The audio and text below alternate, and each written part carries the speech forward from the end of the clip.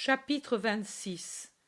Pierre, qui n'est plus le pécheur frustre en qualité de pontife. Conclusion de l'œuvre, c'est-à-dire de la Pentecôte à l'Assomption de Marie très sainte, premier épisode, 3 juin 1944. C'est une des toutes premières réunions de chrétiens dans les jours qui ont suivi immédiatement la Pentecôte. Les 12 apôtres sont de nouveau 12, car Matthias, déjà élu à la place du traître, est parmi eux. Et le fait que sont là tous les 12 montre qu'ils ne s'étaient pas encore séparés pour aller évangéliser selon l'ordre du Maître. La Pentecôte doit donc être arrivée depuis peu, et le Sanhédrin ne doit pas encore avoir commencé ses persécutions contre les serviteurs de Jésus-Christ. En effet, autrement, il ne célébrerait pas avec tant de calme et sans prendre aucune précaution dans une maison qui n'est que trop connue à ceux du Temple, c'est-à-dire dans la maison du Cénacle, et précisément dans la pièce où fut consommée la dernière scène, où fut instituée l'Eucharistie, et commencée la trahison vraie et totale, et la rédemption. La vaste pièce a pourtant subi une modification nécessaire pour sa nouvelle destination d'église et imposée par le nombre des fidèles. La table n'est plus près du mur de l'escalier, mais près, ou plutôt contre, celui qui est en face, de façon que ceux qui ne peuvent entrer dans le cénacle, déjà comble, dans le cénacle, première église du monde chrétien, puissent voir ce qui y arrive en se mettant, en s'entassant dans le corridor d'entrée, près de la petite porte complètement ouverte qui donne accès à la pièce. Dans la pièce, il y a des hommes et des femmes de tout âge. Dans un groupe de femmes, près de la table mais dans un coin, se trouve Marie, la mère, entourée de Marthe et Marie de Lazare, de Nic, Élise, Marie d'Alphée, Salomé, Jeanne de Chouza, en somme de beaucoup de femmes disciples, hébraïques et aussi non hébraïques, que Jésus avait guéries, consolées, évangélisées et devenues brebis de son troupeau. Parmi les hommes, il y a Nicodème, Lazare, Joseph d'Arimathie, des disciples très nombreux, parmi lesquels se trouvent Étienne, Hermas, les bergers, Élisée, fils du chef de la synagogue d'Engadie, et d'autres très nombreux. Et il y a aussi Longin, qui n'a pas sa tenue militaire, mais un long et simple vêtement bis, comme un habitant quelconque. Puis d'autres, qui certainement sont entrés dans le troupeau du Christ depuis la Pentecôte et les premières évangélisations des 12. Pierre parle aussi maintenant pour évangéliser et instruire ceux qui sont présents. Il parle encore une fois de la dernière scène. Encore, car on comprend d'après ses paroles qu'il en a déjà parlé d'autrefois. Il dit « Je vous parle encore une fois », et il appuie fortement sur ces mots, de cette scène dans laquelle, avant d'être immolé par les hommes, Jésus Nazaréen, comme on l'appelait, Jésus-Christ, Fils de Dieu et notre Sauveur, comme il faut le dire et le croire de tout notre cœur et de tout notre esprit, car en cette croyance réside notre salut, s'immola de sa propre volonté et par excès d'amour, en se donnant en nourriture et en boisson aux hommes, et en nous disant, à nous ses serviteurs et ses continuateurs, faites ceci en mémoire de moi. Et c'est ce que nous faisons. Mais, ô hommes, de même que nous, ses témoins, nous croyons qu'il y a dans le pain et dans le vin, offert et béni comme il l'a fait, en souvenir de lui, et pour obéir à son divin commandement, son corps très saint et son sang très saint, ce corps et ce sang qui appartiennent à un Dieu fils du Dieu Très-Haut, et qui ont été répandus et crucifiés pour l'amour et la vie des hommes.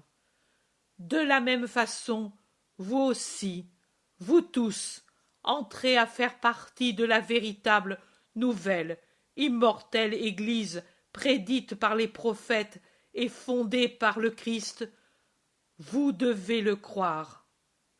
Croyez et bénissez le Seigneur qui, à nous, qui l'avons crucifié, sinon matériellement, certainement moralement et spirituellement, à cause de notre faiblesse en le servant, de notre manque d'ouverture pour le comprendre, de notre lâcheté en l'abandonnant par la fuite à son heure suprême, dans ma personnelle trahison d'homme peureux et lâche, au point de le renier, de ne pas le reconnaître, et de nier que je suis son disciple, moi, le premier même de ses serviteurs. Et deux grosses larmes descendent le long du visage de Pierre. Peu avant l'heure de prime, là, dans la cour du temple. Croyez et bénissez le Seigneur qui, à nous, disais-je, laisse ce signe éternel de son pardon. Croyez et bénissez le Seigneur qui, à ceux qui ne l'ont pas connu quand il était le Nazaréen, permet qu'ils le connaissent maintenant, qu'il est le Verbe incarné revenu au Père. Venez et prenez. Lui l'a dit. Celui qui mange ma chair et qui boit mon sang aura la vie éternelle. Nous, alors, nous n'avons pas compris. Et Pierre pleure de nouveau. Nous n'avons pas compris, car nous étions lents pour comprendre. Mais maintenant, l'Esprit Saint a enflammé notre intelligence, fortifié notre foi, infusé la charité, et nous comprenons. Et au nom du Dieu Très-Haut, du Dieu d'Abraham, de Jacob, de Moïse, au nom Très-Haut du Dieu qui a parlé à Isaïe, Jérémie, Ézéchiel, Daniel et aux autres prophètes, nous vous jurons que c'est la vérité, et nous vous conjurons de croire pour que vous puissiez avoir la vie éternelle. Pierre est plein de majesté quand il parle. Il n'a plus rien du pécheur un peu rustre d'il y a seulement quelque temps. Il est monté sur un tabouret pour parler et être mieux vu et entendu, car, avec sa petite taille, s'il était resté debout sur le sol de la pièce, il n'aurait pas pu être vu des plus éloignés. Et lui, au contraire, veut dominer la foule. Il parle avec mesure, une voix appropriée et les gestes d'un véritable orateur. Ses yeux, toujours expressifs, sont maintenant plus éloquents que jamais. Amour, foi, autorité, contrition, tout transparaît par ce regard, annonce et renforce ses paroles. Il a maintenant fini de parler. Il descend du tabouret et il passe derrière la table, entre celle-ci et le mur, et il attend. Jacques et Jude, c'est-à-dire les deux fils d'Alphée et cousins du Christ, étendent maintenant sur la table une nappe très blanche. Pour y arriver, ils soulèvent le coffre large et bas qui se trouve au milieu de la table et étendent aussi sur son couvercle un linge très fin. L'apôtre Jean va maintenant trouver Marie et lui demande quelque chose. Marie enlève de son cou une sorte de petite clé et la donne à Jean. Jean la prend, revient au coffre, l'ouvre en rabattant la partie antérieure qui vient se coucher sur la nappe et que l'on recouvre d'un troisième linge. À l'intérieur du coffre, il y a une séparation horizontale qui le divise en deux compartiments. Dans le compartiment inférieur, il y a un calice et un plat de métal. Dans le compartiment le plus élevé, au milieu, le calice qui a servi à Jésus à la dernière scène et pour la première Eucharistie, les restes du pain partagé par lui, déposés sur un petit plat précieux comme le calice. À côté du calice et du petit plat qui est posé dessus, il y a d'un côté la couronne d'épines, les clous et l'éponge. De l'autre côté, un des linceuls enroulés, le voile avec lequel Nic avait essuyé le visage de Jésus, et celui que Marie avait donné à son fils pour qu'il s'enveloppe les reins. Au fond, il y a d'autres choses, mais comme elles restent plutôt cachées et que personne n'en parle ni ne les montre, on ne sait pas ce que c'est. Les autres, par contre, qui sont visibles, Jean et Jude d'Alphée les montrent à ceux qui sont présents, et la foule s'agenouille devant elles. Cependant, on ne les touche pas, et on ne montre pas le calice et le petit plat qui contient le pain, et on ne déplie pas le linceul, mais on montre le rouleau en disant ce que c'est. Peut-être Jean et Jude ne le déplient pas pour ne pas réveiller en Marie le souvenir douloureux des sévices atroces subis par son fils. Une fois terminée cette partie de la cérémonie, les apôtres, en chœur, entonnent des prières, je dirais des psaumes, car elles sont chantées comme les Hébreux le faisaient dans leur synagogue ou dans leur pèlerinage à Jérusalem pour les solennités prescrites par la loi. La foule s'unit au chœur des apôtres qui, de cette façon, devient de plus en plus imposant.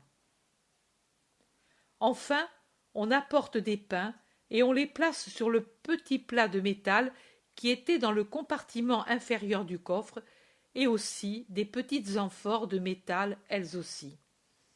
Pierre reçoit de Jean, qui est agenouillé de l'autre côté de la table, pendant que Pierre est toujours entre la table et le mur, donc tourné vers la foule, le plateau avec des pains, les lève et l'offre, puis il le bénit et le pose sur le coffre. Jude d'Alphée, qui se tient aussi à genoux à côté de Jean, présente à son tour à Pierre le calice du compartiment inférieur et les deux amphores qui étaient d'abord près du petit plat des pains, et Pierre verse leur contenu dans le calice qu'il élève ensuite et offre comme il a fait pour le pain. Il bénit aussi le calice et le pose sur le coffre à côté des pains. Il prie encore. Pierre fragmente les pains en nombreuses bouchées pendant que la foule se prosterne encore davantage, et il dit : Ceci est mon corps, faites ceci en mémoire de moi. Il sort de derrière la table en portant avec lui le plateau chargé des bouchées de pain, va d'abord vers Marie et lui donne une bouchée. Il passe ensuite sur le devant de la table et il distribue le pain consacré à tous ceux qui s'approchent pour le recevoir. Il reste quelques bouchées toujours sur leur plateau que l'on dépose sur le coffre. Maintenant, il prend le calice et l'offre à ceux qui sont présents, en commençant toujours par Marie. Jean et Jude le suivent avec les petites amphores et ajoutent des liquides quand le calice est vide, pendant que Pierre répète l'élévation, l'offrande et la bénédiction pour consacrer le liquide.